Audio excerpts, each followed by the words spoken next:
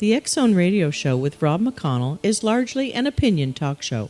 All opinions, comments, or statements of fact expressed by Rob McConnell's guests are strictly their own and are not to be construed as those of the X Zone Radio Show or endorsed in any manner by Rob McConnell, Relmar McConnell Media Company, the X Zone Broadcast Network, its affiliated networks, stations, employees, or advertisers.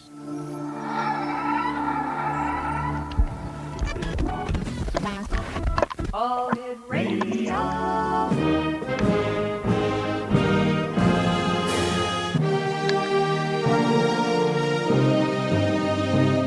Welcome to the X Zone, a place where fact is fiction and fiction is reality. Now, here's your host, Rob McConnell.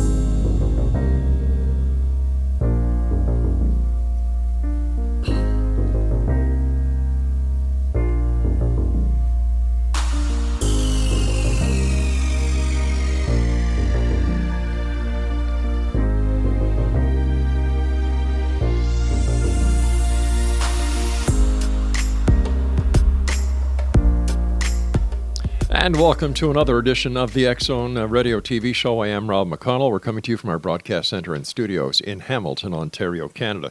If you'd like to send us an email, xzone@xzoneradiotv.com, on all social media sites, Xzone Radio TV. To find out about the programming we have available for you 24/7, 365 on the X Zone Broadcast Network, visit xzbn.net. And on the X Zone TV channel, Channel 21 on SimulTV at simultv.com. Exonation, my first guest this hour, and tonight is Mike Beaver. Now, Mike is an amateur ufologist, a web page administrator, an unpublished author, looking for an agent, by the way, and have been an occasional ET contactee since his first close encounter in October of 1980. Mike is a hypnotherapist. As such, he has worked with one abductee who claimed to be used as a breeder for one of the gray races, and Mike has assisted one client to remove a dark spirit attachment. Joining me now from near Atlanta, Georgia, is Mike Beaver. And Mike, welcome to the X Zone. Thank you for inviting me to your show. I appreciate you having me on. Mike, you have one impressive resume. You know, your resume includes, as a former technology professional with over 41 years of computer experience, you've worked with over 60 professional IT-related contracts. And I'm just going to name a few: the CIA, FBI, Defense Security Services, DISA, NATO, the Army, and so on and so forth. Wow, that is one heck of a career. Now you're a hypnotherapist. Am I correct? No, okay, so I had a hypnotherapy practice open for a year when I was in Houston many years ago. Right. And I've been an IT professional. I've touched computers for 41 years, but I've only been working professionally as an IT professional for a little over 25 years. But I've been playing with them since the days of the mainframe. And so I'm primarily an IT professional. The hypnotherapy work is something I'm actually more talented at than I am as an IT professional. I've had companies get government contracts on my resume only, with no other resume involved. But I still look at myself as more talented as a hypnotherapist. I'm just very good at it. But I don't. It's been a long time since I've had a client, though. So I don't make my living in that way. I make my living as an IT professional, but it's not by choice. It just necessity. Worked out that way. I would imagine that you've seen so many changes in the IT industry since you've been in it. Yeah, sure. The mainframe days were totally different. You had ticker tape and punch cards. And as far as what I've done, I started out doing hardware tech support for a little medical practice management software development company out of Houston, and they had some interesting clients. They had one client that started the MRI business in the city of Houston, so I went around to a bunch of MRI places. But I've worked in the war room in Afghanistan for NATO. That was the highest paying job I ever had. In front of me, up on the wall, they had 4 live drone feeds where they're watching people with drones, tracking cars, following them, so-called terrorists. And behind me, you had a Raytheon guy who had 30, 40 different live drone feeds on his board. And through that room, Petraeus got his morning briefing every day. That's one of the jobs I had. But I worked with a vendor when I was working at the world's largest training center of any kind, which is the Army Medical Department Center and School on Fort Sam Houston in San Antonio. I worked with a vendor, and with me and the vendor alone, we stopped a congressional investigation together. That was one of the more interesting things I've done. But I've done a lot of things over the years, and if we start going down that path of conversation, it will consume your whole show. Okay. Now, Mike, you consider yourself as an ET or alien contactee, not an abductee. Tell us about your first and second close encounter and how the U.S. government actually covered those up. Well, my first close encounter would take easily an hour, if not considerably more time, to tell it in great detail. Mm-hmm. But it occurred on October 3rd, 1980, near the northwest corner of Houston, Texas. I had come home from a party and was contacted, and I could easily consume your whole show if I told that story moment by moment.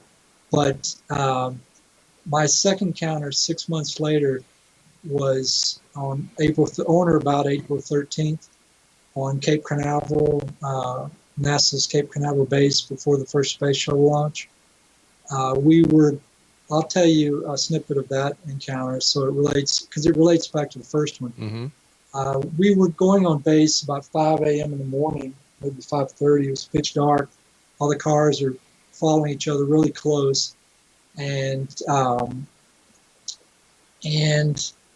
so I started telling the people, I was with people that I'd never met before. I bought a motorcycle because, see, my father owned one of the very first pre-production Corvettes ever built.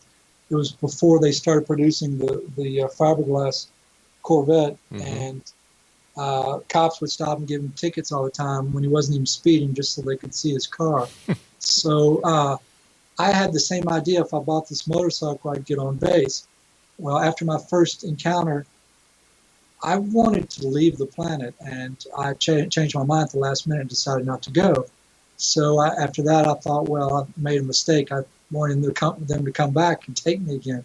So I was like, how can I get them to come back? I'm thinking about that, and I figured maybe they want to see the first reusable spacecraft. So I figured they might show up on NASA base before this, and somehow connected with the space shuttle launch. So I went and bought the motorcycle to get on the base, and I figured if I parked it on the beach near the launch site, that somebody with tickets to get on base would come over, look at the motorcycle, and invite me with them to get on base. So that's what happened. I bought the motorcycle, parked it on the beach near, I forgot what the name of the beach is right there, but I parked it there on the beach. A guy came over, was looking at it, and he asked me how I was going to see the launch, and I said, I don't know. And he said, well, I got tickets on the base to get on base. You want to go with me? I said, sure. And so we went on base, and we're driving that morning, and it was a family, a father, his 3 kids, and I guess it was one of his workers with him.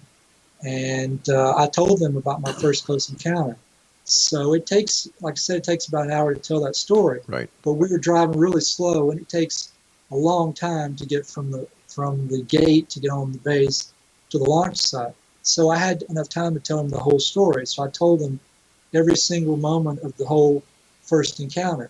And the second I finished telling them that story, the German kid sitting in the front right seat, the passenger, he laughed at me. He didn't believe my story. So in my mind, I said, oh God, I wish you would show them what I saw. And then, as if it were an answer to my prayer, about 2 or 3 seconds later, a craft that looked exactly like the one I saw Wow. on October 3rd, 1980 was sitting in front of us. So So we went under this thing. It was quite a ways out in front of the car, and all the cars drove right under this thing because it was right over the Causeway Road, directly over it. If we'd gotten out of the car, I could have thrown a rock up and hit this thing. Wow. It was that low. How big was it? Well, let me go ahead and go through the encounter so you'll have an idea. So we're driving towards this thing, and it's kind of to the left of us because we're on a left curving Causeway Road. It's not directly in front of the car when we first see it. And so as we get closer to it, first of all, what happened was, as soon as it appeared, the kid that just laughed at me said to the driver, he said, well, maybe that's what he saw. And the driver said, yeah, maybe that's what he saw. And so both of the adults acknowledged the presence of the craft. And then immediately after they said those words, it was like they didn't care about it anymore. It's like it no longer existed. All right, we're going to have a cliffhanger here. I've got to take my first break. And X Zone Nation, our guest this hour is Mike Beaver. To find out more about Mike, visit his website, www.profoundstates.com.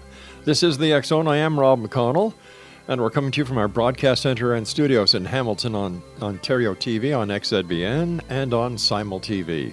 We'll be back on the other side of this break as we continue talking about the strange, the weird, the bizarre, the paranormal, the parapsychology, and much more. Don't go away.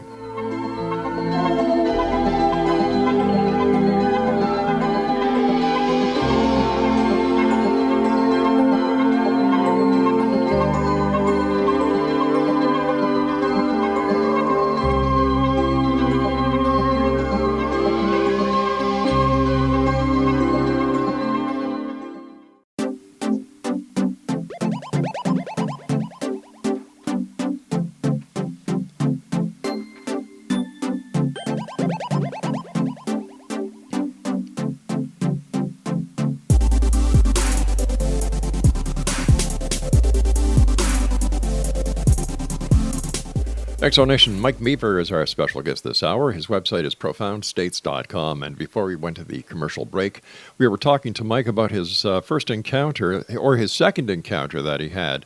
And he was on his way to the launch of the very first shuttlecraft after having, luckily, contacted somebody who asked him if he would like to join them.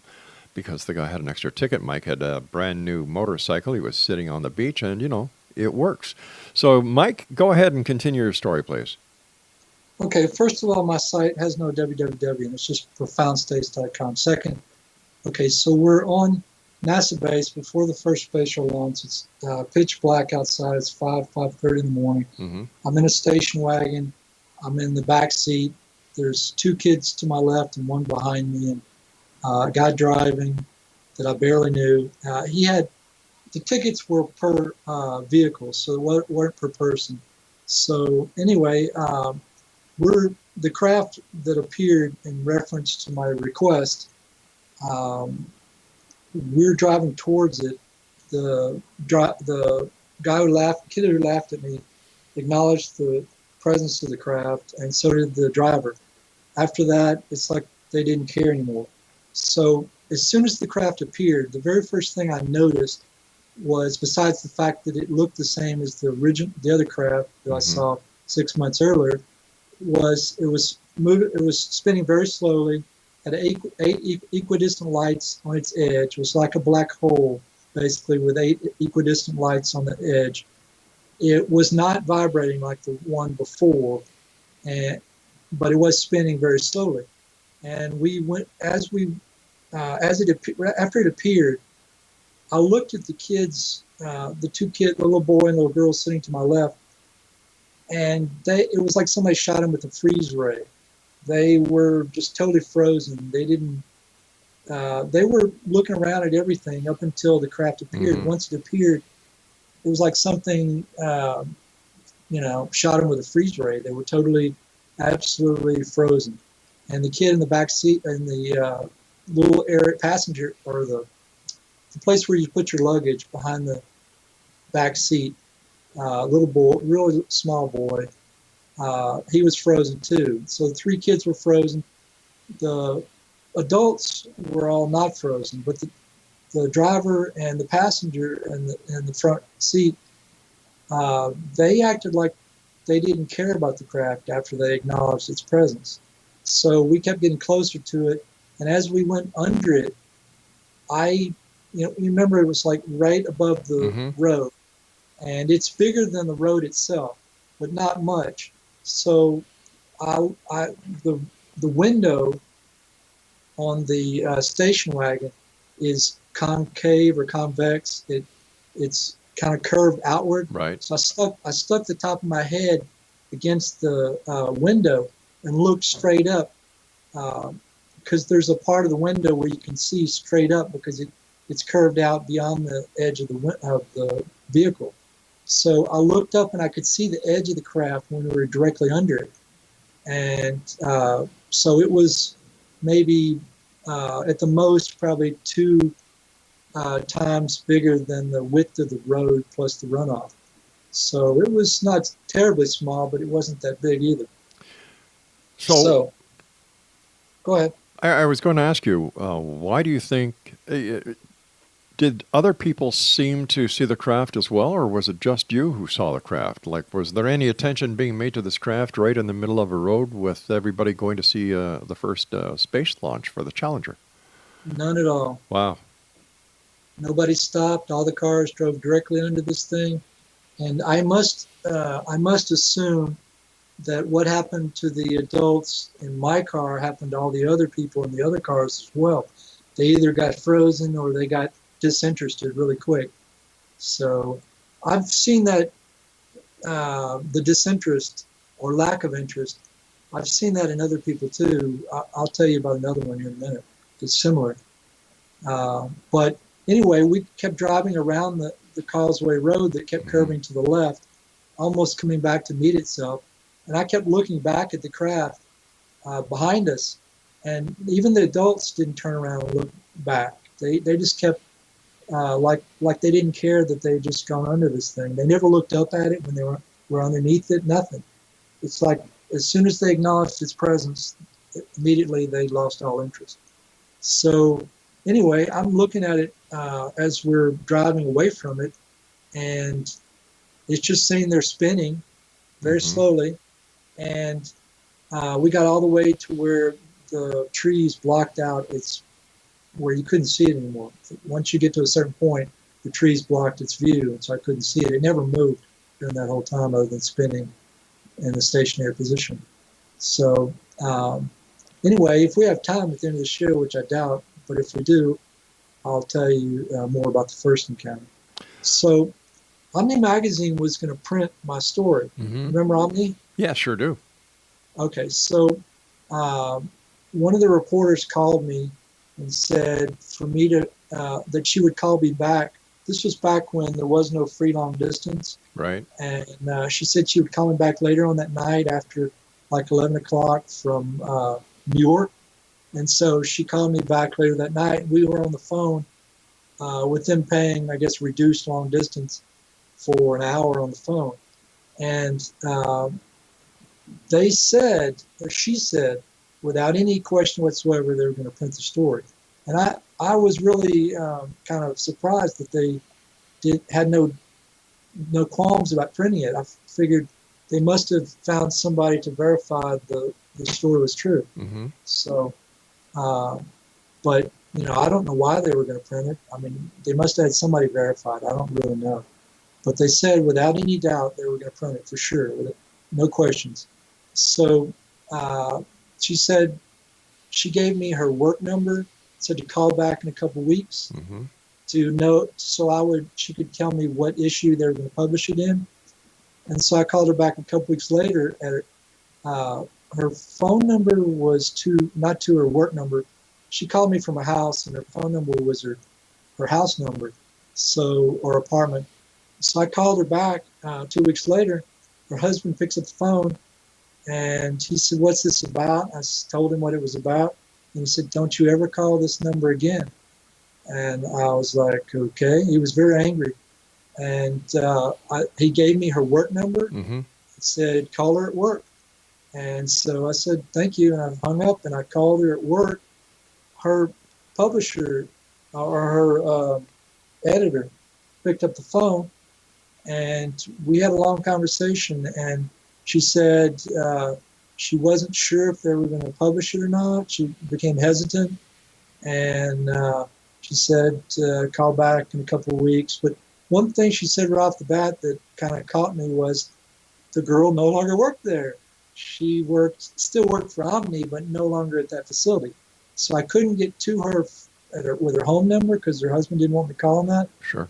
And I couldn't get to her at her work number because she no longer worked there. So they kind of, the government, I'm pretty sure the government kind of cut that one off. Well, how do you know it was the government? It could have been many reasons. Could have been an editorial decision. Maybe there was a better story. I will tell you that what she told me was that there were so many UFO stories out there right now that that was the reason. Okay. And there was just too many other UFO stories. Now, that doesn't make any logical sense, but I assume it's the government that did it. I have no proof, and I'm not going to try to prove that it's the government, but that's what I assume based on the way the husband was acting and the way both the fact that she's no longer working there, right? That was pretty weird. Well, people get transferred. It's not as if she wasn't working for Omni anymore. She was still working for Omni, but she just wasn't in the same department. The lady, her editor could have given me the number where she was working, so I could keep up with it if she wanted me to keep up with it. And at least I could have called and said, "Well, I'm sorry, you're not going to print it. Sure. Have a good day," And she could have been nice about the whole thing. It was just the way everybody acted was just too strange. So. Something that you sent us in the information was that you have two attached spirits that you believe are demonic. Yeah, I do. I've had them since I was 16 or 18. I started smoking pot when I was 16. Mm-hmm. I stayed high morning, noon, and night for 18 years, and that's how I got them from smoking pot. So if you ever hear anybody tell you that pot has no downside, I'm here to tell you it does. So if you smoke pot, if you smoke cigarettes, if you drink alcohol a lot, if you do any kind of drugs, legal or illegal, a lot, you have attaching spirits. My belief is that most people have 2 or more attaching spirits. So basically, I can give you some very short stories of people who've seen my attaching spirits. All right, why don't we do that after we come back from this news break? X-Zone Nation, our guest this hour is Mike Beaver, and his website is profoundstates.com. And Mike and I will be back on the other side as we talk about Mike's demons or attachments. Once again, profoundstates.com. This is the X-Zone. I am Rob McConnell. We're coming to you from our broadcast center and studios in Hamilton, Ontario, Canada. And to all our listeners around the world, those of you who are Christians or Catholics or believe in this time of year being Easter, happy Easter to one and all. And we'll be back. Don't go away.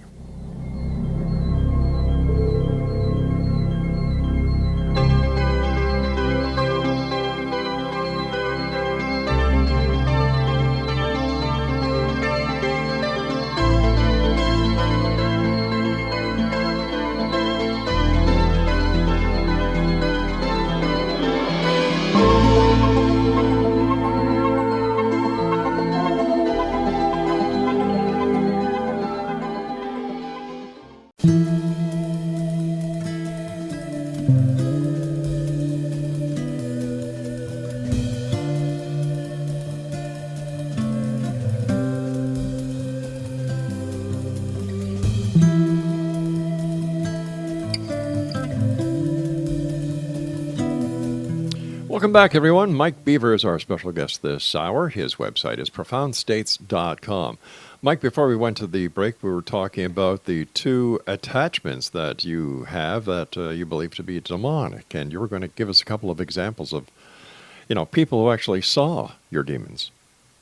Okay. In Portland, Oregon, I used to go over to this girl's house. She would have what we called out-of-body parties, and we used Robert Monroe's hemispheric synchronization to try to get out of our bodies. I never succeeded in that, but I was sitting across a little card table from her one day or one evening, and she said to me, "Do you know that you have an imp jumping around on the top of your head?" And at the moment she said that, it was doing just that. It was moving around on top of my head, which is very unusual for it to do. And so I knew that she could not only see it as a construct, she knew what it was doing at the time, because that was her statement was accurate. So another similar example, I was in a jail cell in Portland, Oregon, also in the Justice Center. I was sitting on the floor of the jail, of the cell, and I was doing a meditation. I was doing bows forward and side to side motion, and I was moving the chi energy through my chakras as I used to do. And when I finished the meditation, my cellmate, who was sitting on the bottom bunk, looked over at me and said, "You know, you have a demon sticking its tail in your back." And when he said it, it was a statement and a question. And when the girl mentioned the one on my head, I already knew about it, that one, before she mentioned that. But when when my cellmate mentioned the one on my back, I wasn't aware of that one at the time. And so I moved my awareness to my back. I could feel the sharp pain in my back that the attachment was causing at that moment. Mm-hmm. And I'd always thought that sharp pain was just normal back pain. But then I kept my awareness in that point, or at that point in my back, and I could feel the energetic signature around the pain.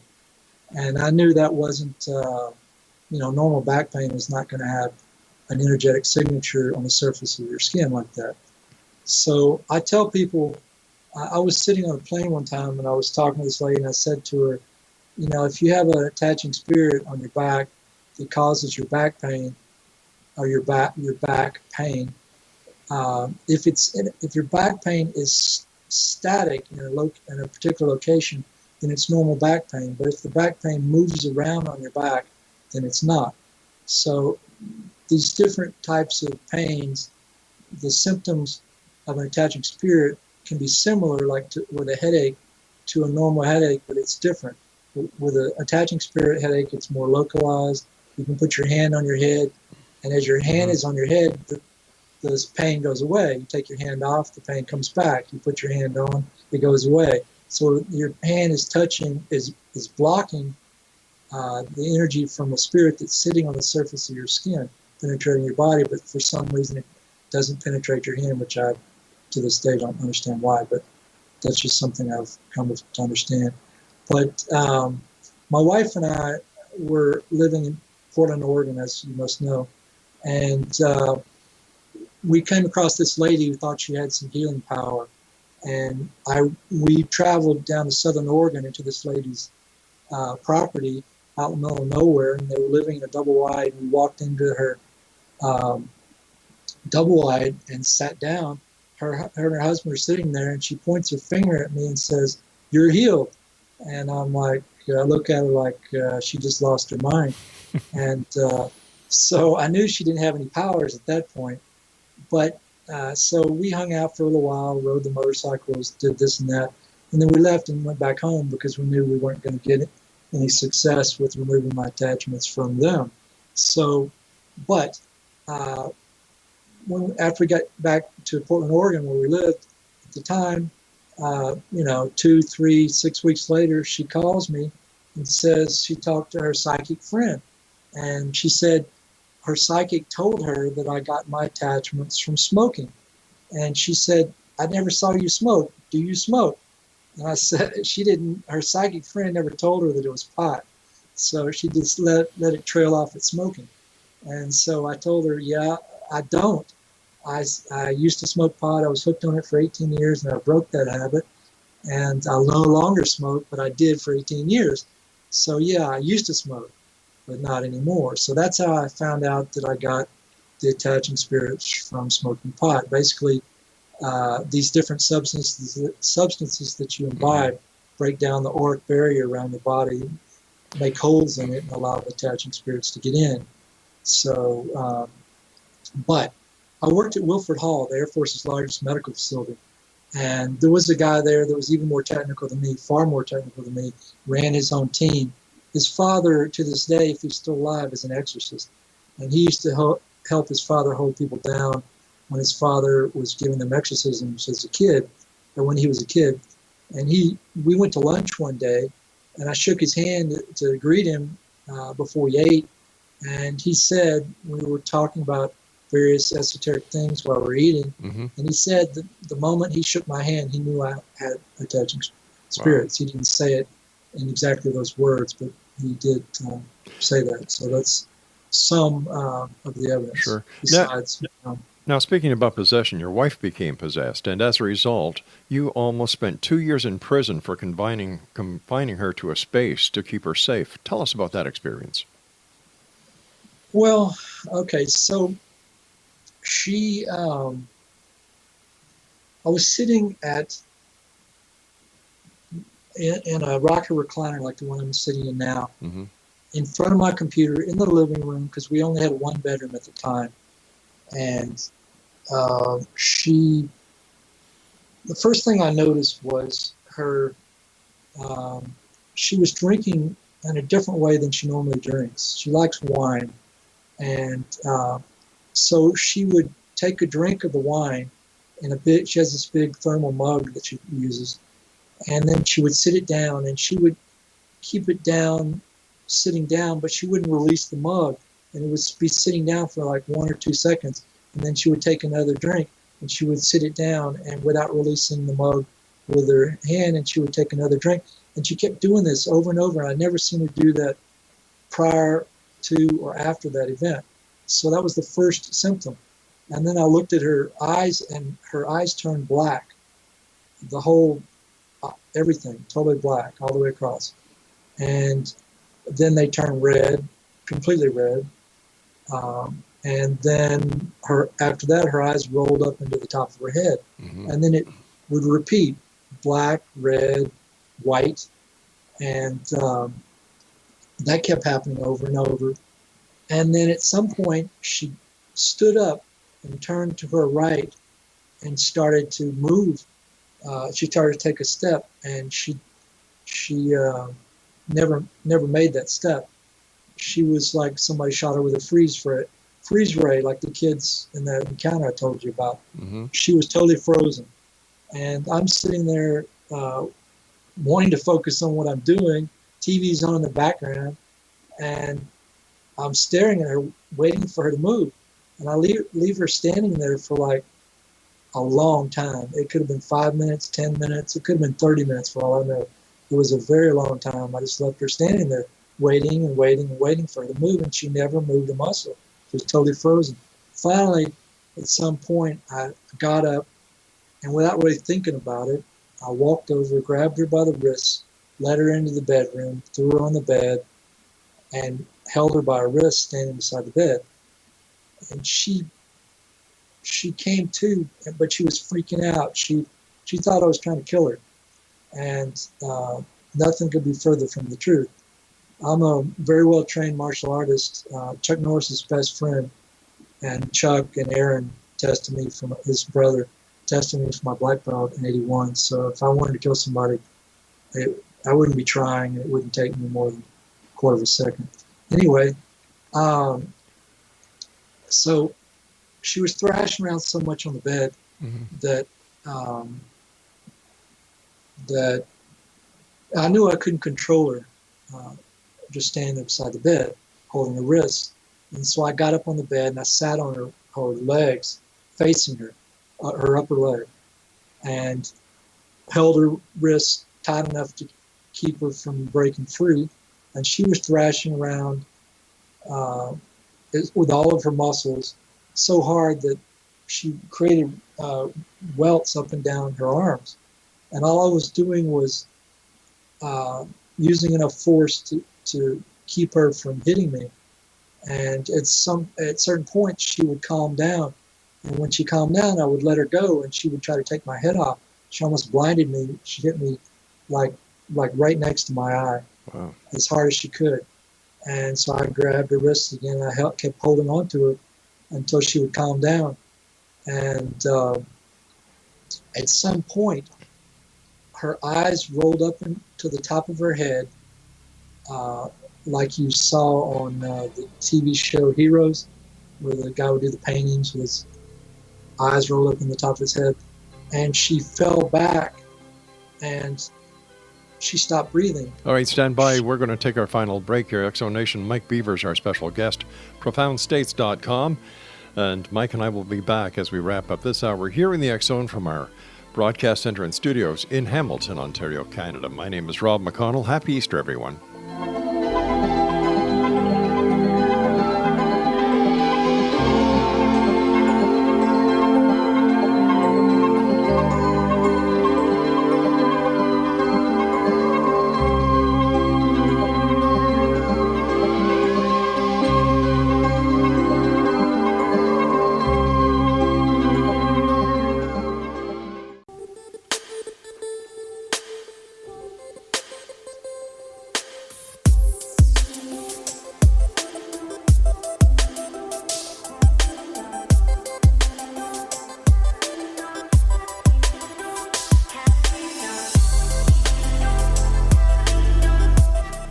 Welcome back, everyone. Mike Beaver is our guest of this hour. www, just his website, profoundstates.com. Mike, before we went to the break, you were telling us about the night. Can we say that the demons or the entity that was possessing your wife tried to get free? Or how would you describe what was happening? Well, when she was on her 14th birthday, she... a neighbor of hers brought over a Ouija board, and they played with it, and I kind of figured that's where this all got started. I see. And her family kind of went downhill after that. Her parents broke up. Her father would see a dancing girl in the basement, which was probably the daughter of the family that had the house before them, who died drowned in a pond near the house. She had a dream once that a demon attacked her mom, and that in the same night she dreamt that her mom killed herself with a rifle. So when she woke up, she tried to destroy her mom's rifle. Her brother stopped her from destroying that rifle, and her mother did commit suicide with that rifle. So she cursed the demons that she figured killed her mom, and I assume they went into her after that. So she probably collected more of them over the years. So how did it happen that you were arrested and put in jail for 2 years for? No, I wasn't put in jail for 2 years. I almost was put in jail for 2 years. It says you almost spent 2 years in a prison for confining her to a space. They charged me with assault, which is a felony, which I could have been in jail for 2 years, and then they dropped it to I forgot the other charge, but it was a class 1 misdemeanor after that. So, and then I took 6 months of anger management. Yeah. And they dropped the charges after that. Is your wife okay? Oh yeah, she's fine. She's excellent. She is how do I put this? She's very influenced, I'll put it that way. One of your more recent encounters was in Peru. You were in the jungle drinking ayahuasca. Tell us briefly about that encounter. Well, do you want to know more about the ayahuasca, or do you want to know more about the actual encounter? Well, we've heard many people talk about ayahuasca, so let's hear about the encounter. Well, we were on the back side of the largest building of the facility, the one where I stayed in, and we weren't doing ayahuasca that night. It was like in between. You don't do it every night, and so we were looking up at the stars, and we saw this. Somebody else besides me saw the craft. It was about 1/4 of the size of your fingernail. It was large enough to see, but barely. It was just a gray dot. And one of the people that was with me went inside, got some binoculars, and brought them out. And I looked at it through the binoculars. It was a very odd shape, like an amoeba, You couldn't tell where the craft ended, where the edge of the craft ended, and where the night sky started. But you could see like 30 to 50 lights on it, little bitty white lights that were going off individually all over the craft, and they were just going on and off, not in relation to each other. And so basically, the moment I saw it, it stayed stationary in that exact position with the stars until I could no longer see it, until the stars in the sky rotated enough to where they were into the trees and I could no longer see it. And so it never moved the whole night for like 2 or 3 hours from that position. And everybody looked at it. And it was the size of a quarter of your fingernail? Yeah, it was very small. Yeah. But if you looked at it through the binoculars, you could tell it was something way bigger than any star. It had like 30 to 50 lights on its surface. It had a very black surface, but to the naked eye, it looked gray, very light gray, slightly lighter than the black night sky, but through binoculars, it looked almost black as a surface. And you couldn't tell where the edge ended. And the next day, I was talking to one of the owners of the facility, and his wife and kid were sitting there, and he was translating because she didn't speak English. And I would talk to him, and he would translate to her. And she told him, and he told me, that one of the cook's assistants saw a disc craft the same night as I saw that craft. It was totally different, but it was on the same night. So there was a lot of activity that night. But one thing I'd like to ask you about, as a hypnotherapist, you had one unique abductee client. Tell us about her. Who was abducting her, and how is she so unique among abductees? Well, she was used as a breeder for the Greys. She's the only abductee I've worked with so far. When I knew her, she had 72 encounters, 24 implantations, 24 checkups, 24 removals, for a total of 72 encounters. The checkups, in between the implantation and the removal, they had a checkup, and that was not an abduction. So she had 55 offspring, which she figured out, through her subconscious. And she learned a lot about them because, the reason why they took her was because she had has a very strong psychic talent. She could get out of her body before she was born, and did so when she was in the womb. She would hover over the bed of her parents, and she would, when she was strapped down on the table on the craft, she would get out of her head, roam around the craft, get in their heads, and make them move a certain way, look at certain things, and she could tell they were telepathically linked with each other, like the board. And she learned all kinds of things about them, like the fact that they're like sharks and have no nerve endings. She would see them in a room checking each other out. Two of them would be examining the third one. They'd come in threes. And if you cut them or hurt or stab them or something, they wouldn't feel it because they had no nerve endings. And so they were checking each other out to make sure that there was no damage a lot. And so she learned quite a bit about them because of the fact that she could get out of her body and look around in the craft when she was on it. So that's how she was unique.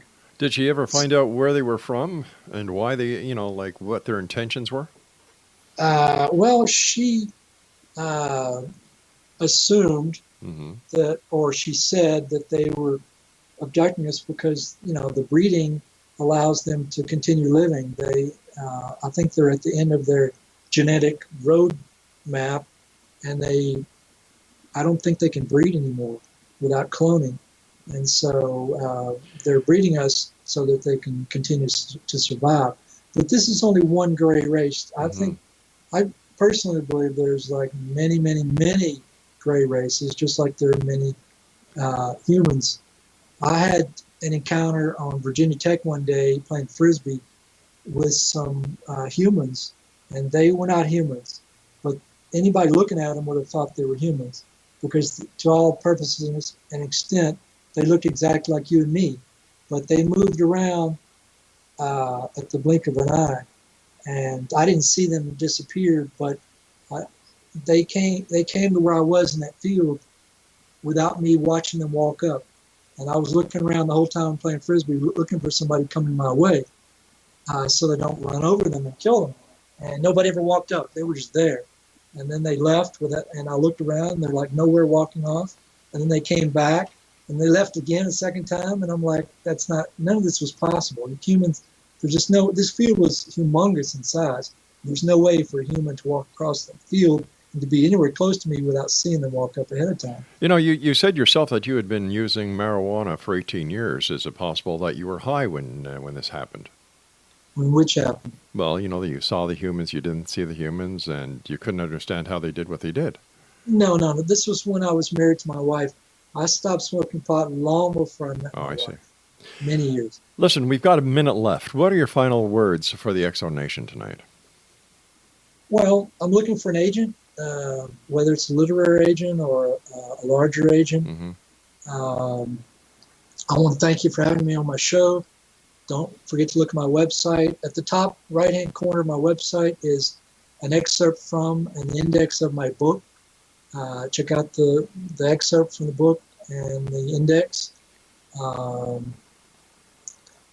If anybody is an abductee or a contactee and they want a free hypnotherapist, I don't charge for abduction-related research. And, all right, Mike, I want to thank you so much for joining us tonight. On X Zone Nation, Mike Beaver has been our guest of this hour. Whoa. Drugs can do awful things to you. There were plenty of examples.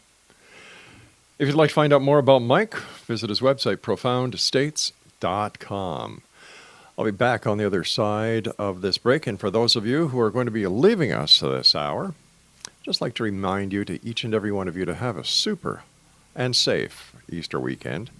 And always remember this, X Zone Nation. Always keep your eyes to the sky and your heart to the light. From everyone here at the X Zone in Hamilton, Ontario, Canada, and all our X Zone members around the world, stay safe and take care of yourself, and we'll see you again on this side of the world of reality and the science of parapsychology.